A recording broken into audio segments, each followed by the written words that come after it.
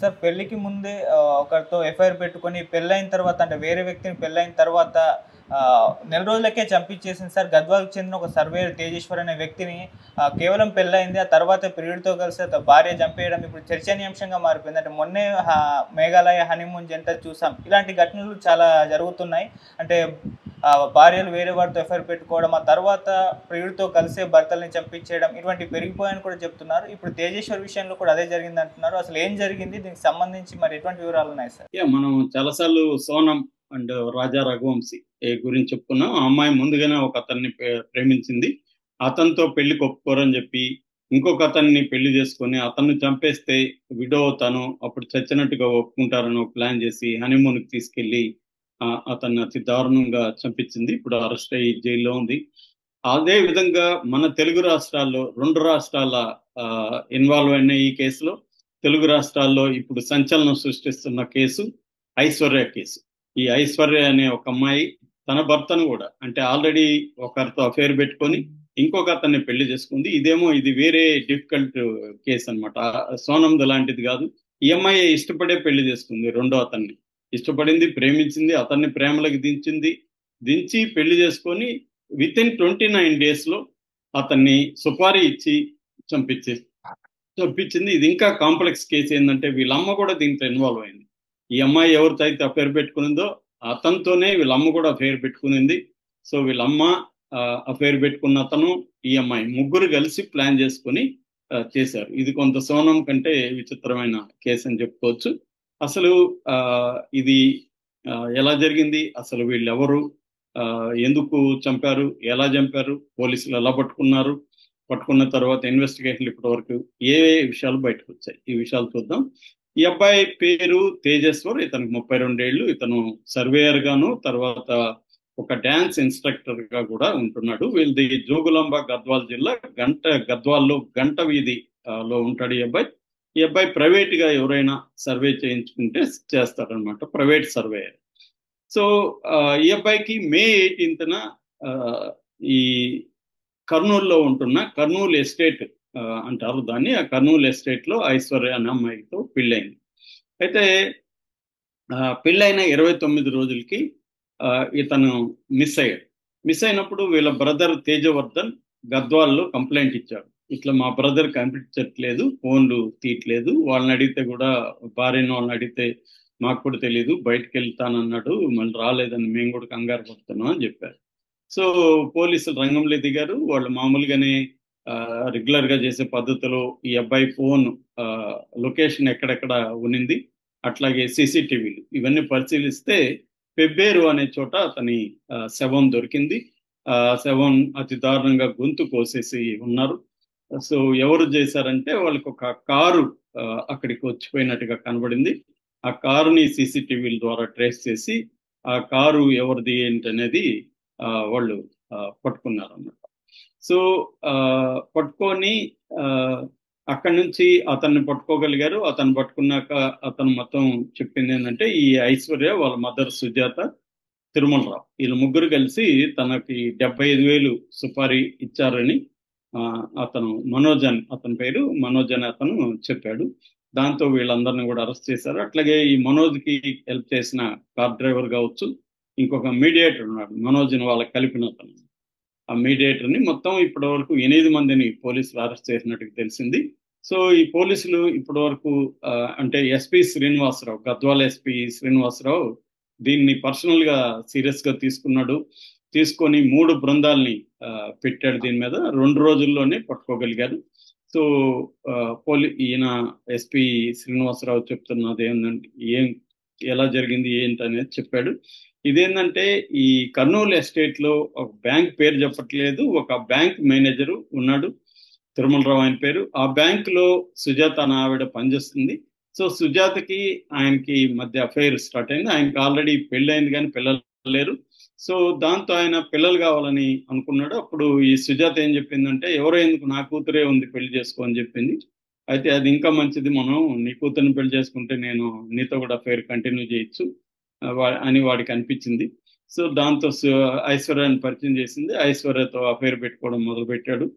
దాంతో ఐశ్వర్యాన్ని వాళ్ళ ఇంటికి కూడా తీసుకెళ్ళాడు. వాళ్ళ భార్యకి పరిచయం చేశాడు. ఇట్లా మనకు పిల్లలు లేవు కదా, నేను ఈ అమ్మాయిని పెళ్లి చేసుకుంటానంటే వాళ్ళ భార్య ఇంట్లో ఉన్నవన్నీ తీసింది, చీపురు అన్ని తీసి ఇతని మీదకి వచ్చింది. దాంతో ఇతను భయపడ్డాడు. ఈ ఈ రాక్షసి ఒప్పుకున్నట్లేదు అని చెప్పి పంపించేశాడు. సో అప్పుడు వీళ్ళు ప్లాన్ వేసుకున్నారు ఏంటంటే, ఇది మనకు బయటపడకుండా ఉండాలంటే నువ్వు ఎవరినో ఒకరిని పెళ్లి చేసుకో, ఒక పక్కరాగాన్ని పెళ్లి చేసుకొని నువ్వు ఉంటే మన ఇద్దరం కంటిన్యూగా అఫైర్ నడుపుతాము అనేది తను సలహా ఇచ్చాడు. సో ఆ అమ్మాయి వీళ్ళ సుజాత కూడా ప్లాన్ చేసింది. దాంతో ఒక సంబంధం చూశారు. ఆ సంబంధమే ఈ తేజస్వర్. ఈ తేజస్వర్ని చూసినాక నిశ్చితార్థం అయింది. నిశ్చితార్థం అయినాక తేజస్వర్ ఇంట్లో వాళ్ళు ఎంక్వైరీ చేశారు ఈ అమ్మాయి ఇది గురించి. వాళ్ళకి కొన్ని విషయాలు బయటకు వచ్చాయి. అట్లాగే అమ్మాయి ఫిబ్రవరిలో కొద్ది రోజులు కనబడలేకుండా వెళ్ళిపోయింది ఎక్కడికో అని కూడా చెప్పారు.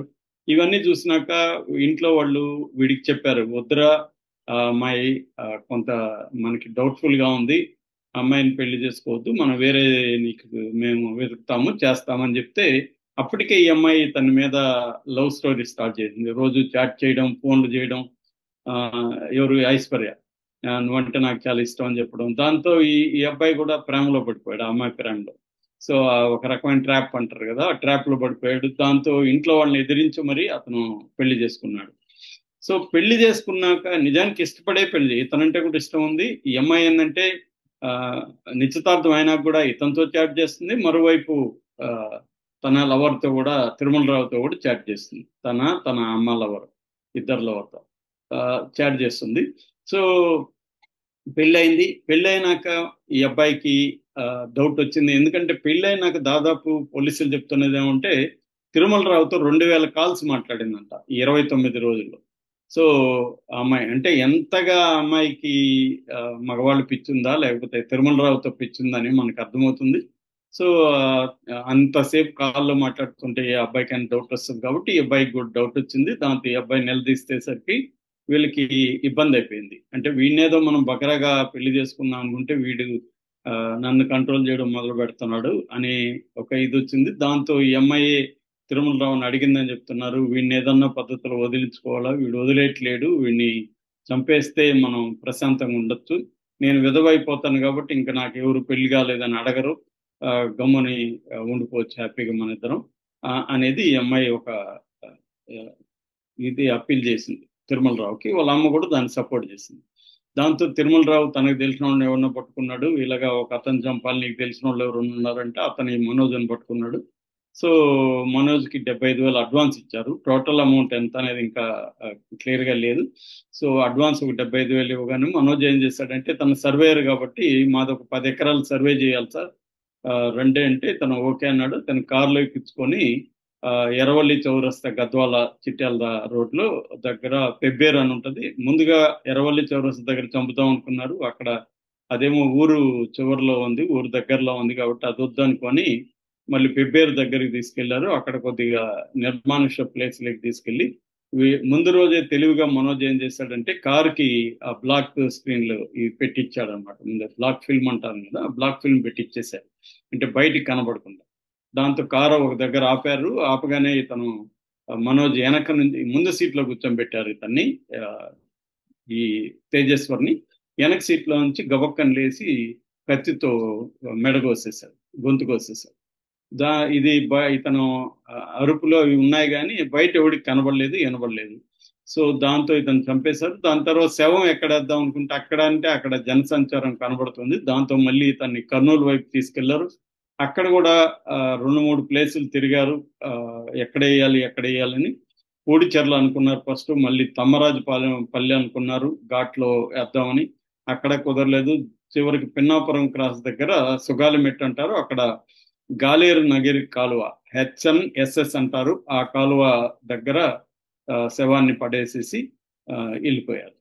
సో ఇది జరిగింది. తర్వాత ఇందాక నేను చెప్పినట్టుగా తేజవర్ధన్ వాళ్ళ బ్రదర్ ఫిర్యాదు ఇచ్చాడు, పోలీసులు పట్టుకున్నారు. సో ఇప్పుడు అమ్మ కూతురు ఇద్దరు కూడా ఒప్పుకున్నారని చెప్తున్నారు, మేమే చేయించాం, మేము ఇతను అడ్డుగా ఉన్నాడు మాకు. సో ఇది బేసిక్గా అంటే తల్లి కూతురు ఇద్దరు ఒక అతనితో మేనేజర్తో అఫైర్ పెట్టుకోవడం, మేనేజర్ భార్య ఉండగా ఒక తల్లితో మళ్ళీ కూతురుతో పెట్టుకోవడం. సో ఈ నేపథ్యంలో ఆ, ఆ, ఈ హత్య జరిగింది. దీన్నే మామూలుగా సైకాలజిస్టులు ఏంటంటే డార్క్ ట్రయాడ్ అంటారు. డార్క్ ట్రయాడ్ అంటే 3 అన్నమాట. అంటే నార్సిసిజం, తర్వాత మ్యాకివెలియనిజం, సైకోపతి, ఈ 3 లక్షణాలు వీళ్ళకు ఉన్నట్టుగా మనకి చెప్తున్నారు.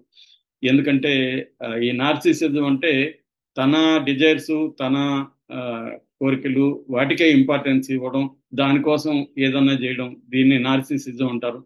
మ్యాకివెలిజం అంటే ఎంత ప్లాన్డ్ గా వీళ్ళు ముందే పెళ్లి చేసుకొని వీడితో ఆ, మళ్ళీ వీడిని చంపేసి ఇవన్నీ ముందుగా ఆర్గనైజ్డ్ ప్లాన్ చేశారు. ఇతని బైక్ కూడా అమ్మాయి GPS ట్రాకర్ కూడా పెట్టిందని చెప్తున్నారు. అంటే వీడు ఎక్కడెక్కడ పోతున్నాడు ఈ కదలికలకు కూడా తెలియజేయడానికి.